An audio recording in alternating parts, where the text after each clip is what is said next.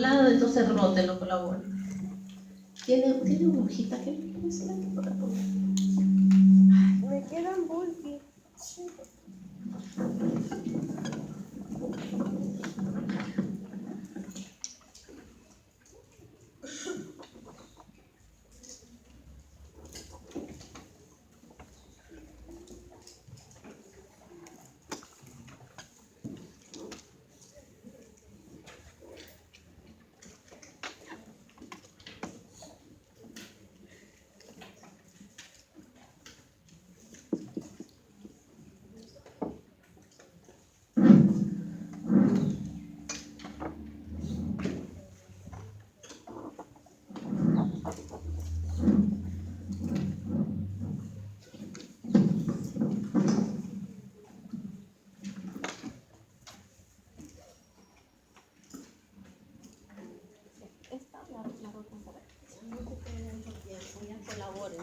Empecemos así.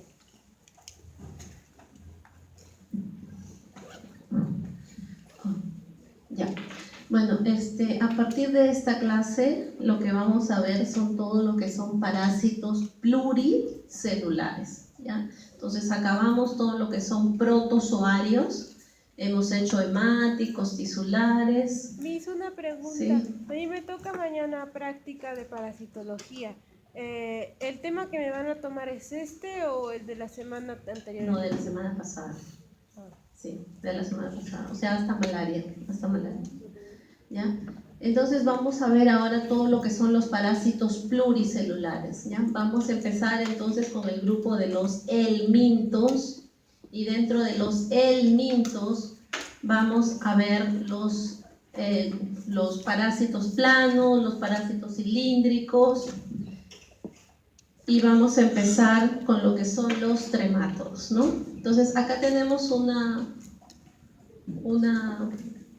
diapositiva en la cual estamos dividiendo los helmintos en los gusanos planos, ¿no? Y dentro de los gusanos planos vamos a ver a los tremátodos, que es la figurita que estamos viendo ahí, los parásitos en forma de una hoja. Básicamente vamos a hablar de fasciola hepática, es un parásito que está mermando la economía de nuestro país. Es un parásito que está en los animales herbívoros. ¿Cuáles son los animales herbívoros? Vaca. La vaca, ¿no? Las ovejas.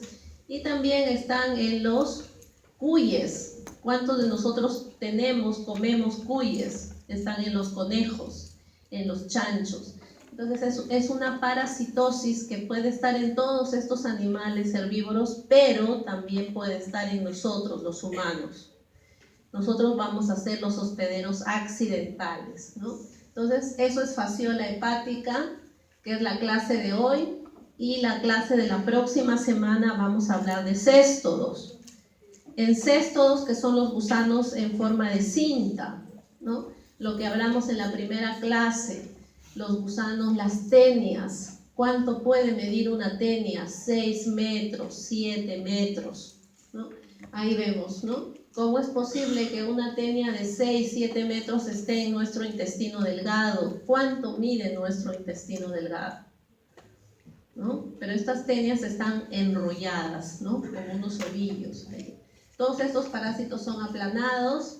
Y también la próxima clase es una clase muy interesante porque también vamos a hablar de lo que produce ingerir un huevo de esta tenia, sobre todo de la tenia solium, lo que produce en nosotros si accidentalmente comemos un huevo de estos, ¿no? Nos produce la cisticercosis, ¿no?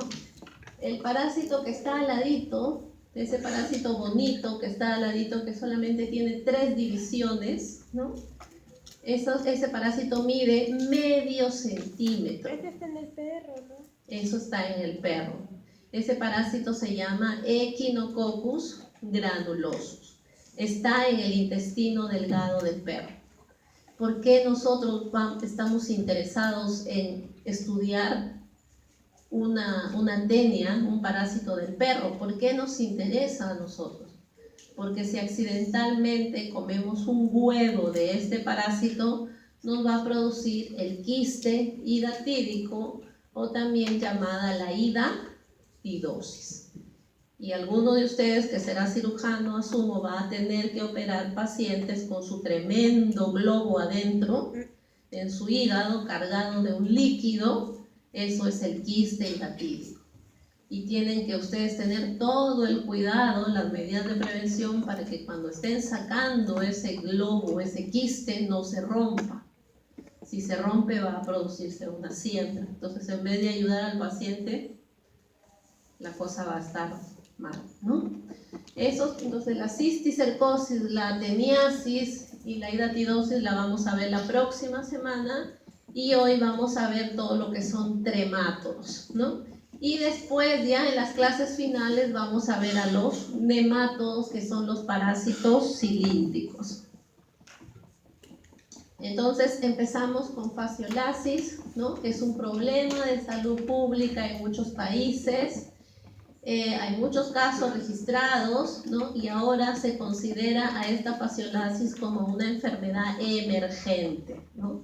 Una enfermedad que parecía que ya estaba, ¿no?, como erradicada nuevamente. Hay casos de fasciolasis, ¿no? Las características epidemiológicas requeridas para completar el ciclo biológico y transmisión de la enfermedad son, o sea, cada parasitosis tiene que tener condiciones en el ambiente que le permitan que este tipo de parásitos siga viviendo en el ambiente. Uno de ellos es, en este caso, una adecuada temperatura ambiental y humedad, numerosos reservorios de agua, viabilidad de un hospedero intermediario. En este caso, ¿no?, nosotros vamos a hablar, todos estos parásitos que vamos a ver ahora tienen hospederos intermediarios. Y nosotros ya sabemos cuál es la definición de hospedero intermediario, donde se van a tener las partes de reproducciones asexuales, ¿no es cierto? También para nosotros tener un factor de riesgo de infectarnos con fasciolasis también tiene que ver mucho los hábitos dietéticos. Acá tiene que ver mucho a las personas que nos gusta ingerir vegetales, ¿no?, que nos gustan las ensaladas de lechuga, que nos gustan los extractos de alfalfa, porque como estamos un poquito anémicos, ¿no?, y nos dicen que la alfalfa, el extracto es muy bueno para subir nuestra hemoglobina, pues este parásito, el estadio infectante de este parásito puede estar en estos vegetales, ¿no? Y hay unos vegetales llamados berros, en el cual también el estadio infectante de este parásito puede estar ahí, ¿no? Entonces tiene que ver mucho con hábitos dietéticos. Acá no hay nada de carnivorismo, que yo me infecto porque como carne, no. Eso desde el inicio les decimos de que cuáles son los mecanismos de infección, ¿no? ¿Herbivorismo sería acá? Que nos comemos animales herbívoros, No. que seamos herbívoros. ¿Ya? Sí, puede ser, porque comemos vegetales, ¿no? Todos estos factores son importantes para poder adquirir este parásito. Ok, este parásito tiene diferentes nombres comunes, ¿no? Acá en el Perú lo conocemos como alicuya. Entonces, si alguno de nosotros viajamos a estas zonas de Cajamarca, de Cusco, de Arequipa, uno va a decir que le dicen fasciola hepática y nadie de repente lo conoce como fasciola hepática, pero sí lo conocen como la alicuya. Y les vuelvo a repetir, es un problema grande en los ganaderos de ahí, ¿no? Está distribuido mundialmente, ¿no? Y se cree que hay 2.5 millones de personas que están infectadas, ¿no? ¿Cuáles son las zonas endémicas en el Perú? Tenemos Cajamarca, tenemos Huancayo, Cusco, Arequipa, Puno también, ¿no? A ver, ¿cómo es el adulto de fasciola hepática? Ya vimos en la primera diapositiva de forma de una hoja. Se caracteriza por tener dos ventosas, oral y ventral, y se caracteriza por tener dos hospederos, uno que somos los humanos o los herbívoros, que seríamos los definitivos, y el otro que es el caracol. ¿Cuál es el hábitat? ¿Dónde se ubica? En el hígado, básicamente en los conductos biliares, ¿no? Vamos a ver el ciclo para que poder entender esta parte. Creo que nos vamos a esta diapositiva.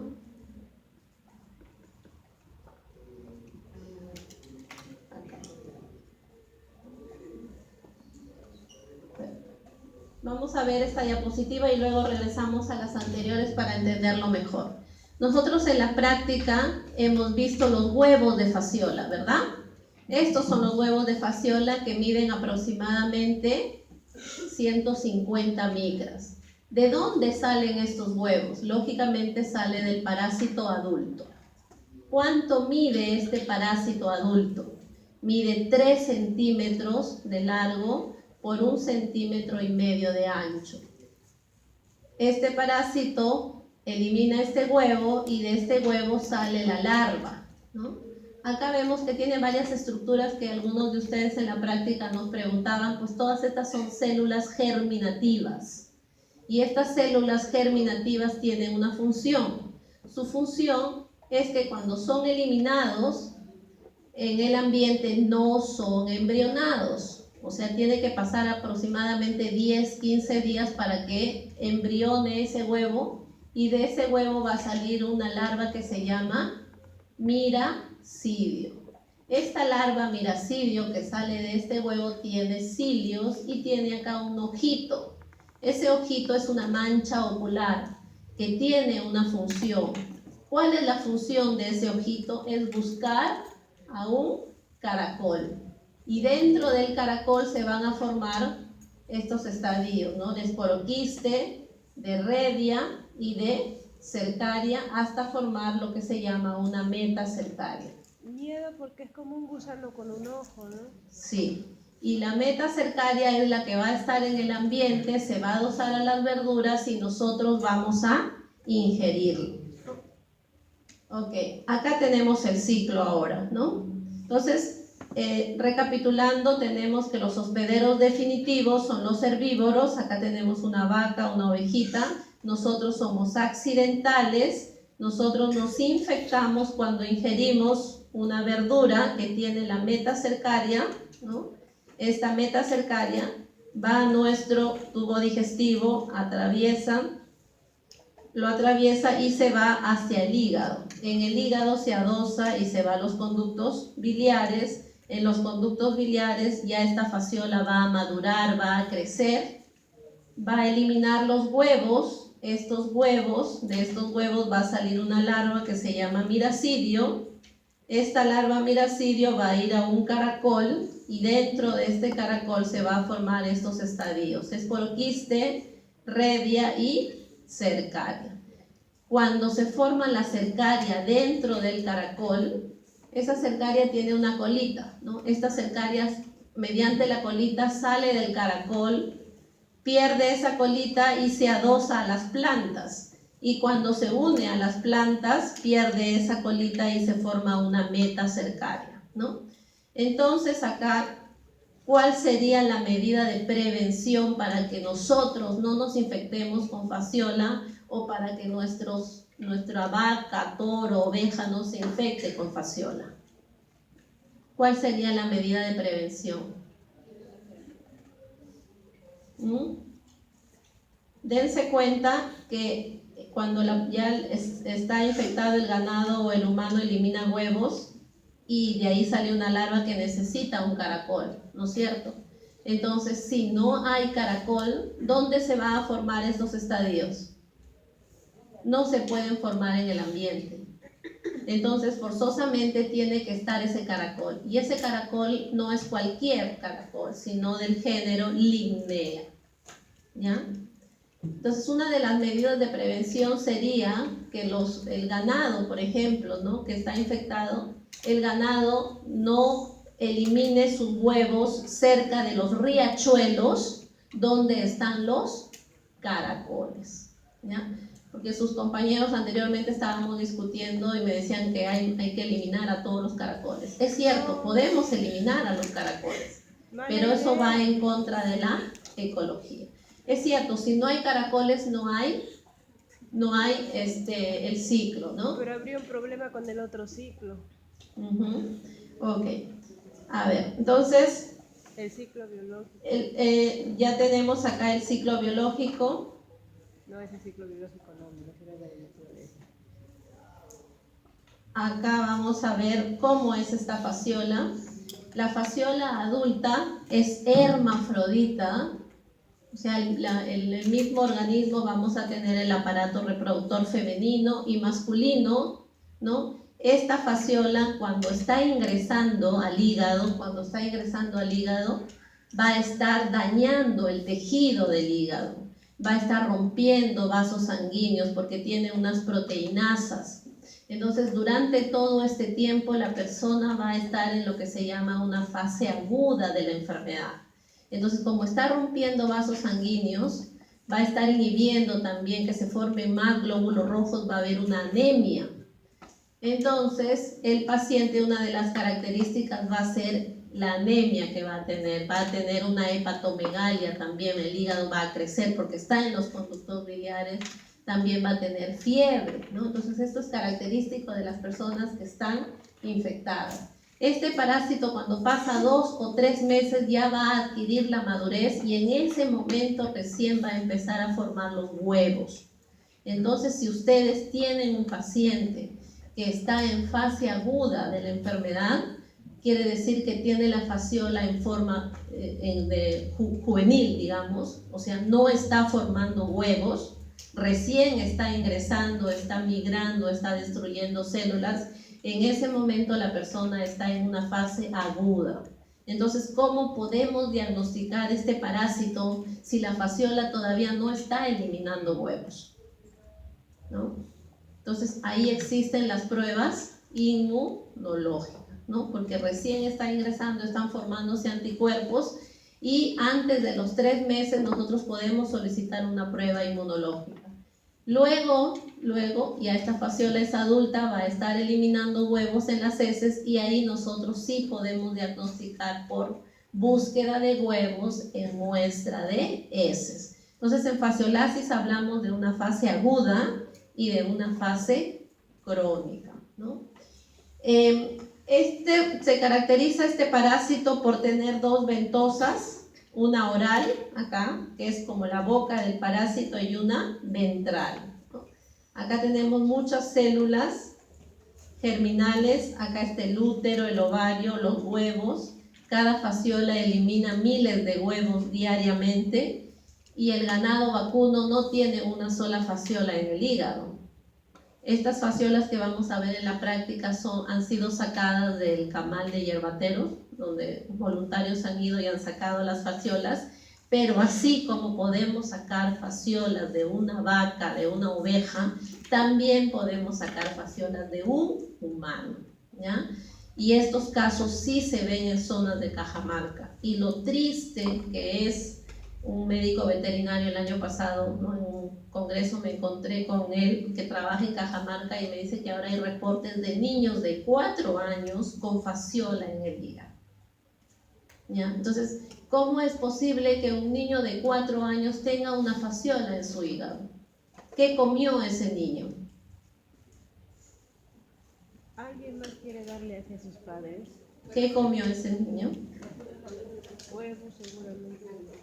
Verduras. Verduras. De repente ese niño estaba como desnutridito, anémico, y la señora fue al mercado y le hizo su extracto de alfalfa para que su bebé se fortalezca, pero en vez de ayudar al niño, ahora tiene su fasciola. ¿Eso no muere ni con agua hervida? Exactamente, esa es una pregunta buena. ¿Por qué? Porque uno dice, si eso está adosado a la lechuga, a los berros, a la alfalfa, pues yo me voy al mercado, compro la más bonita alfalfa, la verdecita, la bonita, la lavo bien, le pongo agua hervida, la limpio todo y de ahí hago mi extracto. Eso no mata, porque esta metacercaria está muy pegada, muy adosada. Acá en Lima hay esos señores que venden los emolientes, ¿no? Y yo de verdad nunca había visto los berros, solamente de figura, ¿no? Y yo fui a uno de estos y digo, ¿me puede dar un emoliente? Y me dice, le pongo berros, y sacó su manojico de berros. ¿Y saben de dónde lo sacó? De un costal así, un poquito cochinito, todo. Y le dije, ¿sabe qué, señora? No, solamente póngale zanahoria, eso, ¿no? Que la tenía ahí. Porque ya no quería comprarle, la verdad, ¿no? Pero ya dije, bueno. No, de verdad, ustedes hagan el intento y vean los que venden emolientes, y si quieren conocer cómo son los berros, digan ¿cómo es el berro? Y le saca todo un manojito de berro. Y esos berros de ahí así los lavemos bien, les metemos agua hervida, está la metacercaria. Entonces la única explicación que uno tiene para que ver de un niño de 4 añitos tenga su tremenda fasciola ahí es porque le dieron alfalfa, pues. Le dieron su lechuga, ¿no? ¿Y es verdad eso Porque de que el berro también ayuda o es solo un mito? ¿eso es lo que? ¿Eso científicamente es comprobado que el berro ayuda en algo o es Ayuda, solo- no, son verduras como cualquier otra que tienen también vitaminas, y ahora está la novedad de que nosotros debemos de comer la fruta cruda, porque cuando uno la hierve pierde las vitaminas, eso es cierto, pero hay que, ¿cómo evitaríamos entonces que esos berros, esas alfalfas, esas lechugas tengan la metacercaria? Ya les he dicho, ¿no? Que el ganado no tenga no elimine las deposiciones con huevos en los riachuelos, ¿no? Estas son las fasciolas que vamos a ver en la práctica, son alargadas, muy bonitas, su ventosa oral, ventral, y este es el caracol, ¿no? El hospedero intermediario de fasciola es un caracol del género Lignea, ¿no? Les dije que en la fase aguda, ¿no? En la fase aguda puede haber fiebre, hepatomegalia, eosinofilia, ¿no? El periodo prepatente de fasciola es 12 semanas. ¿Qué cosa era un periodo prepatente? ¿Se acuerdan? Desde el momento que se infecta hasta el momento que puede estar eliminando sus formas del parásito. Entonces, 12 semanas, ¿cuánto es 12 semanas? Son 3 meses, ¿verdad? Entonces, después de 3 meses de yo haber comido mi rica alfalfa, mi rico extracto contaminado con metacercaria, la fasciola ya va a estar grande en mis conductos biliares y voy a estar eliminando huevos. ¿Cuánto tiempo puedo estar yo con mi fasciola en mis conductos biliares? ¿Cuánto tiempo? 7, 10 años puedo estar con esto. Entonces van a haber personas que su sistema inmune es bastante bueno y vamos a tener a las fasciolas en forma adulta, pero vamos a estar en fase crónica, o sea, no vamos a tener la sintomatología. Y eso pasa, o sea, pueden haber personas en fase aguda, en fase crónica, o las personas portadoras del parásito, ¿no?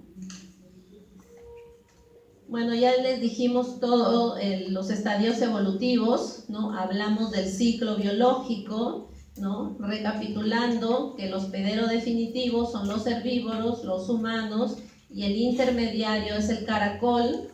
Este huevito que es eliminado tiene que ir a un río, a un agua dulce, donde pueda formarse el miracidio y poder ingresar a un caracol, ¿no? Entonces por ahí ya podemos ver las medidas de prevención, ¿no?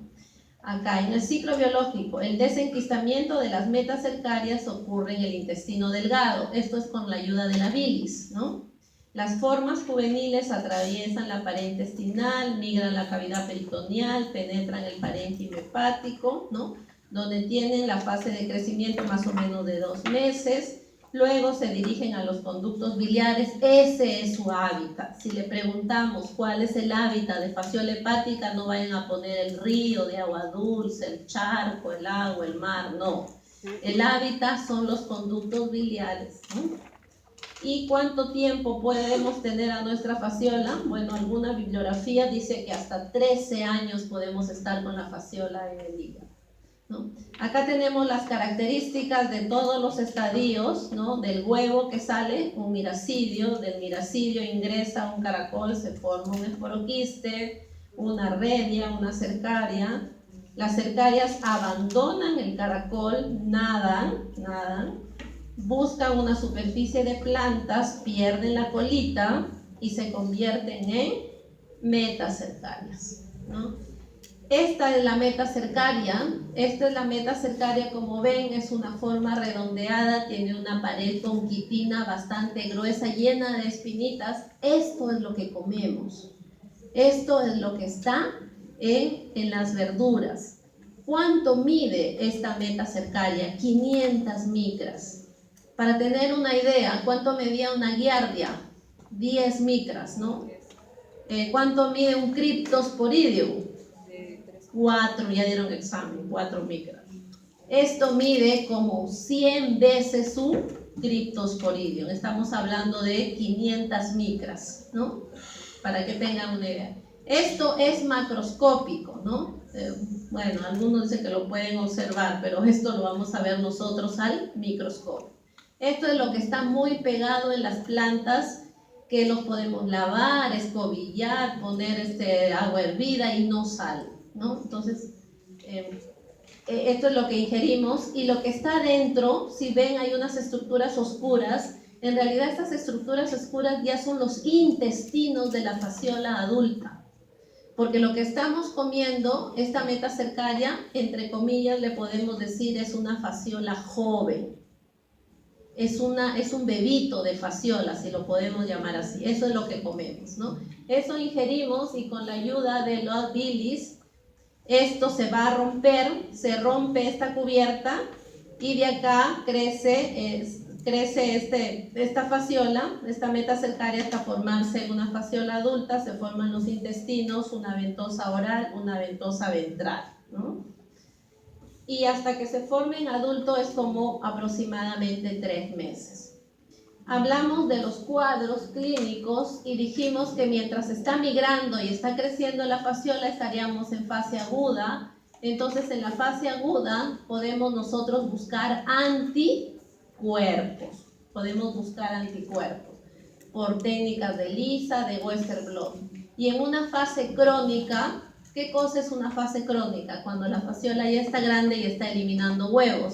Entonces, ¿qué muestras solicitarían ustedes a un paciente que sospechan que tiene fasciolasis? ¿Qué muestras? A ver. ¿Cuáles son las características que tienen que ver en un paciente? En primer lugar, los médicos en la consulta siempre preguntan el nombre, la edad, la procedencia, ¿no es cierto? Hasta la ocupación, ¿no? ¿Usted de dónde viene? Soy cajamarquino. ¿Cuántos años está en Lima? ¿No? Recién hace un mes he llegado de Cajamarca. ¿Y qué síntomas tiene? Bueno, un dolor acá, ¿no? Tengo fiebre, estoy pálido. ¿Cuál es su profesión? Soy ganadero, ¿no? Bueno, no va a tener malaria, ¿no? No va a tener enfermedad de Chagas, ¿no? Entonces, ¿entienden? O sea, ¿se imaginan la hermosa profesión que ustedes están eligiendo? Y esta profesión implica sacrificio, implica profesionalismo, implica observación, ¿no? Entonces, viene de Cajamarca, wow, es ganadero, está con ictericia. Entonces, ¿qué prueba le solicito? Le puedo pedir una prueba de serológica, ¿no? Para ver si tiene fasciola, porque puede estar en una fase aguda. Pero también de paso le digo que lleve una muestra de heces, porque si ya está en una fase crónica y la fasciola está grande, ¿qué va a estar eliminando? Huevos. Y los huevos yo no lo voy a detectar por ELISA ni por Western blot, lo detecto por una prueba parasitológica. Entonces eso se podría hacer y ustedes podrían descartar si ese paciente tiene fasciola, ¿no? Ok, acá creo que tengo la patogenia, ya dijimos, cómo es que llega hasta el hígado. Esta es una diapositiva del Western blot, ¿no? Para que se familiaricen con esto. Ya vieron en la práctica las tiritas, ¿no? Estos son geles donde se ponen los antígenos. ¿Y cómo creen que se obtienen las proteínas de esta fasciola? Porque esas proteínas de la fasciola son las que se van a correr en estos geles, se van a procesar para luego transferirlo a un papel y hacerlo que reaccione con el suero. ¿Cómo obtengo yo un antígeno de esa hermosa fasciola? Agarro la fasciola y la machaco, la trituro. Eso podría ser una opción, ¿no? Pero ahí acuérdense de que van a haber proteínas que tiene la fasciola que también pueden tener otros parásitos. Entonces yo necesito unas proteínas específicas del parásito. Y de todos los trabajos de investigación que se han hecho, lo que se hace es obtener estas fasciolas de los camales, ponerlos en un medio de cultivo y hacer que por las ventosas orales se eliminen unas sustancias, unas proteínas específicas de fasciola. Esas son las proteínas secretorias.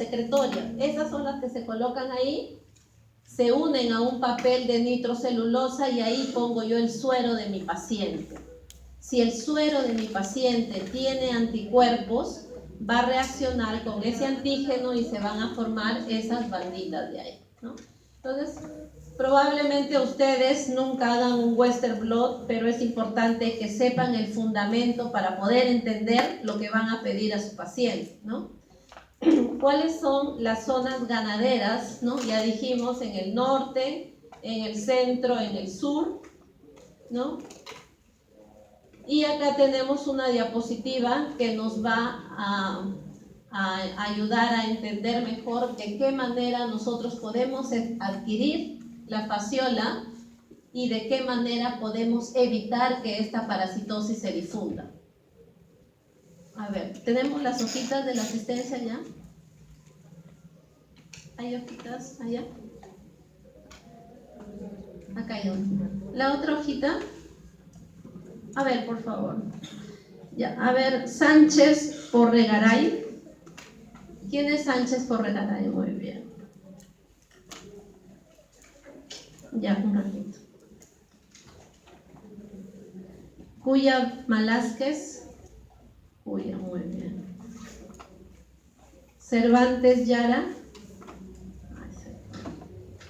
La otra hojita. ¿Ya? A ver. Ahora sí nos estamos apuntando los que realmente hemos venido, ¿verdad? Ese es un buen paso, chicos, los felicito. ¿Ya? Narváez Moya. Narváez, muy bien. Bautista Condori. A ver, la hojita, quiero una persona de ahí que me explique ese cuadrito. A ver, vayamos pensando todos ese cuadrito, ¿no? Dígame un par de medidas de prevención para evitar la fasciolasis. No me digan matar los caracoles, por favor. Eliminar los caracoles. A ver, fíjense esa vaquita. Bueno, no sé si se observa bien, pero donde está, hay un campo ahí en la vaquita, ¿verdad? Hay más vaquitas por ahí alrededor, pero ¿dónde está pisada la vaquita? A ver, fíjense. En un riachuelo, ¿no es cierto? Sí se ve, ¿no? Sí se ve bien. Entonces, ahí podemos entender por qué es que esta parasitosis sigue creciendo en Cajamarca, ¿no? ¿Qué va a pasar? Esta vaca está infectada con fasciola. Está eliminando en las heces, está eliminando los huevos. Esos huevos no están embrionados. Entonces, cuando son eliminados en el río van a encontrar la humedad, la temperatura, van a estar felices esos huevitos. Y esos huevitos tienen unas células germinales. Esas células se van a activar, van a estar muy, muy contentos y se va a formar una larva que se llama miracidio. Ese miracidio, ¿qué es lo que sigue de ese miracidio? ¿Qué hace ese miracidio, esa larva ciliada? Va a buscar a un caracol. Y los caracoles están justamente ahí, al lado de ese riachuelo. Entonces están todas las medidas los factores de riesgo. Ingresa ese miracidio a ese caracol que lo encuentra ahí alrededor y dentro de ese caracol se forma el esporoquiste, la redia, la cercaria con su colita hermosa, como esa colita le ayuda, nada, sale del caracol y se va hacia los vegetales, ¿no? Pierde la colita y nuestra mamá, nuestro papá que es ganadero por ahí, como saben que a sus hijitos les gusta la alfalfa o quiere más alfalfa para su demás ganado, junta la alfalfa y le da a su ganado. Y toda esa alfalfa está con metacercarias y todas sus 500 cabezas, sus 1000 cabezas de ganado están con fasciola. Entonces, ¿qué tiene que hacer el ganadero para evitar eso? A ver, ¿qué tiene que hacer el ganadero? Y lo peor es que no va a tener solo su ganado, sino va a tener también a su familia probablemente, y lo peor es a niñitos, ya les expliqué. Esos son casos, ¿eh? Busquen en la bibliografía, casos de Cajamarca, niños con fasciola. Entonces simplemente lo que se tiene que hacer es drenar esas aguas y hacer que el ganado no esté cerca de los riachuelos. No tenemos que matar a los caracoles, ¿no? Entonces esos riachuelos, ponerles pues no sé, trampas, poner el ganado cercado más lejos, de tal manera que el ganado va a eliminar los huevos. Esas células germinales de los huevitos van a estar súper tristes, muy tristes, porque no van a tener la humedad, no va a salir el miracidio. Y lo otro es que si si logra llegar al río y en ese miracidio, pero después de 15 días aproximadamente que está el miracidio, no encuentra al caracol, ese es otro. Está 15 días, el miracidio está feliz nadando, pero no hay caracoles ahí. Después de 15 días el miracidio se murió. ¿Ya? Entonces se dan cuenta, no tenemos que ir contra la ecología, tenemos que saber el ciclo para poder entender. Ok, a ver. En la parte de arriba hay una ensalada rica de lechuga, ¿ven? Ahí, con algunos berros. Y las personas que somos vegetarianas, podemos, por eso uno de los factores de riesgo era la dieta, al inicio la diapositiva de la dieta, ¿no? A ver, quiero que alguien me explique este trabajo de investigación, ¿no? Acá dice prevalencia de la infección por fasciola hepática en escolares de primaria de la región de La Libertad. Esto fue un trabajo que se hizo de mayo a noviembre del 2015, hace 3 años. ¿Qué hicieron con estos niñitos acá? ¿No? Dice, fue una población de 624 niños, ¿no? Entre hombres y mujeres, de 6 a 14 años en edad escolar, 6 a 14 años, ¿no? Y se encontró una prevalencia de 7.4 aproximadamente, ¿no? Por Western blot y de 3.7 por una técnica coprológica. Entonces, en estos niños, ¿qué es lo que le han pedido de muestra a estos niños? Le pidieron su muestra de heces, ¿no? Y también le sacaron una muestra de sangre.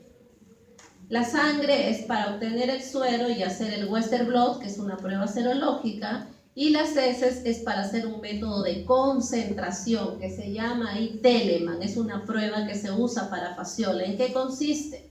En poner en un vaso, ¿no? Estuvo en su diapositiva de su primera práctica, ponen las heces con agua de caño, los huevos de fasciola son bien densos, no se quedan en la superficie, sino caen al sedimento. Botamos esa agua y luego el sedimento lo observamos. Entonces, ¿cómo explicamos que digamos 8% fue positivo por Western y 4% fue positivo en heces? ¿Alguien me puede explicar en qué fase de la infección estaban estos niños?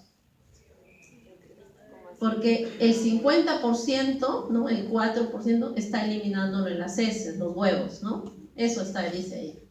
Y casi el 8% ha sido positivo serológicamente, ¿no?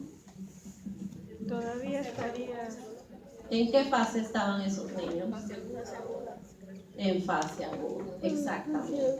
El 50% de los niños que fueron positivos estaban eliminándolo en las heces, o sea, ya tenían su fasciola adulta. Pero ha habido ahí la mitad de esos niños que su fasciola todavía estaba en fase joven. Entonces fue positivo por serología, pero no todavía tenía la madurez para poder haber eliminado los huevos, ¿sí? Entonces, este es un trabajo muy bonito y miren, ahí dice el grupo etario de 6 a 8 años de edad muestran mayor prevalencia con respecto a los escolares de otras edades. O sea, ¿cómo explicamos que niñitos de 6 a 8 años tengan ya fasciola? Esto es en La Libertad, en el norte de nuestro país. ¿Qué está sucediendo ahí? Hay que hacer un estudio, ahí debe de irse el Ministerio de Salud, ¿no? Los expertos, ahí puede haber un estudio entre médicos humanos y médicos veterinarios para poder combatir, porque esta fasciolasis es una zoonosis. ¿Ya? Entonces hay que ver ahí, hay que hacer encuestas y ver, ir a esas casas y decir, pero ¿cómo? No, es que mi niñito yo siempre le doy todas las mañanas su extracto de alfalfa, pues, ¿no? Me voy ahí a la señora de la esquina que vende alfalfa con naranjita, todo, y le doy para que mi niño se vaya fuerte al colegio, ¿no? Para que aprenda todo. Se me ocurre, porque ese niño se infectó definitivamente comiendo las metacercarias, ¿ya? Ok. Acá hay otro trabajo, dice prevalencia de fasciola hepática en bovinos, ¿no? En vacas, todo, beneficiados en el centro de faenamiento. Esto es hierbateros, ¿no? parásitos yerbateros. También un trabajo desde el 2012 al 2015. ¿Qué han hecho ahí? Han matado, ¿no? Han beneficiado, como dice, 267.000 bovinos, ¿no? De los cuales 7.600 resultaron positivos. Ahora, ¿qué prueba le hicieron a estas vacas, a estos toros de yerbateros para saber esa prevalencia? También Western Blot le hicieron. ¿Ustedes creen que esos señores se van a tomar el trabajo de que las vacas le van... Bueno, si hay algún veterinario, no, eso sí es cierto, ¿no? Hay algún veterinario que quiere hacer su tesis, ¿no? En ver el porcentaje de vacas con fasciola, bueno, puede ser, le juntamos la muestra de heces, ¿no? Y fácil, porque de ahí hacemos una sedimentación, lo observamos al microscopio y ver huevos de fasciola es bien fácil, ¿no? Acá, bueno, aunque hay personas que en el paso corto se les ha puesto huevo de fasciola y han puesto E. coli, creo. De verdad, no se rían. O sea, hasta ahora no diferenciamos un huevo de fasciola que es tan lindo, tan grande. Hasta ascaris creo que le han puesto al huevo de fasciola. Ok, entonces lo que yo estoy pensando, porque sería cuestión de leer, esta es parte de una tesis, si no me equivoco, lo que yo estoy pensando es que han habido un grupo que cada vez que se han sacrificado al ganado le han observado el hígado y han sacado fasciolas, ¿no? Entonces puede ser una de las maneras. Tendríamos que leer todo el artículo, ¿no? Pero les puse este resumen simplemente para invitarlos a pensar de cuáles serían las pruebas que han desarrollado para manifestar que esta es la prevalencia de fasciolasis en el camal de yerbateros durante 3 años, ¿no? Ok. Ahora pasamos a otro parásito que es familiar de la fasciola, que se llama Paragonimus. ¿Qué va a producir este Paragonimus? Una enfermedad que se llama la paragonimiosis o paragonimosis, que se caracteriza por la presencia de este parásito en el pulmón. Mientras que fasciola estaba en el hígado, Paragonimus está en el pulmón.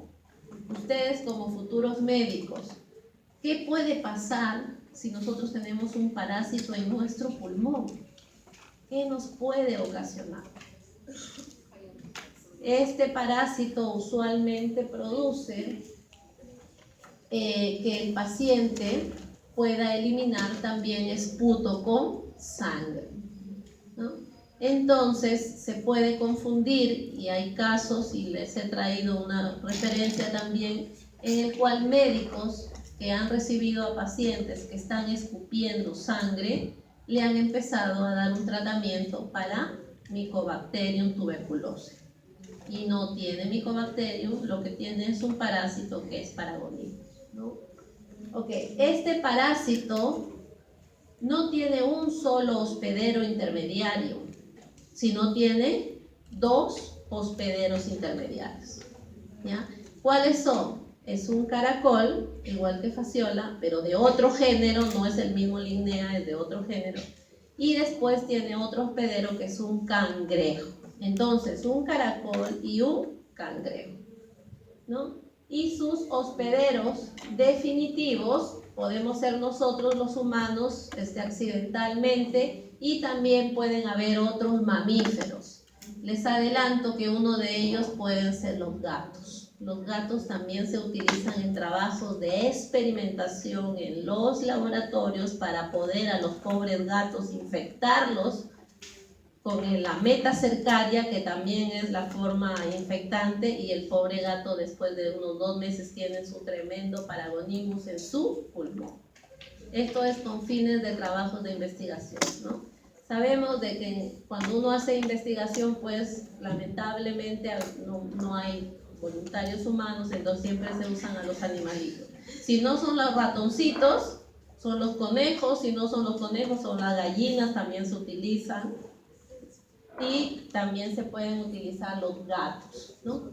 Hay 30 especies de Paragonimus, ¿no? Ahí vemos todas las especies a nivel mundial. En el Perú tenemos el Paragonimus peruvianus, pero que en realidad es el mismo Paragonimus que ha sido encontrado en México, que se reporta en México, sino que por estar en México se llama Paragonimus mexicanus, y por estar acá en nuestro país se llama Paragonimus peruvianus, ¿no? ¿Cómo es Bueno, acá también la zona es Cajamarca. En Cajamarca hay estos cangrejos que son la parte importante. Ya les adelanto de que uno se infecta con Paragonimus cuando comemos cangrejo. Cangrejo, vamos a ver cómo. Este es el Paragonimus, ¿no?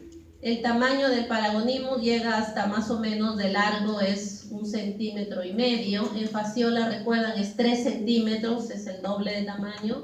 Acá llega de largo a 1,5 centímetros, ya no tiene la típica forma de una hoja, sino es como grano de café, ¿no? Menciona. Es hermafrodita, fasciola también es hermafrodita, ¿no? ¿Y dónde se localiza? En el pulmón del hospedero definitivo, ¿no?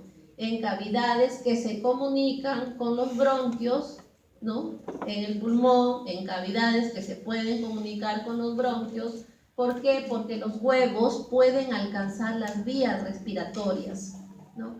Y si alcanzan las vías respiratorias, ¿por dónde vamos a eliminar los huevos de Paragonimus?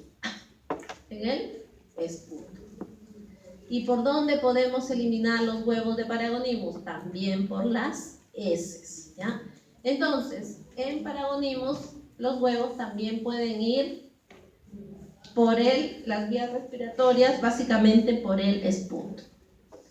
Acá les presento al Paragonimus adulto, ¿no? Acá tenemos el Paragonimus adulto, su ventosa oral, su ventosa ventral. Estos son sus intestinos, los que están a los costados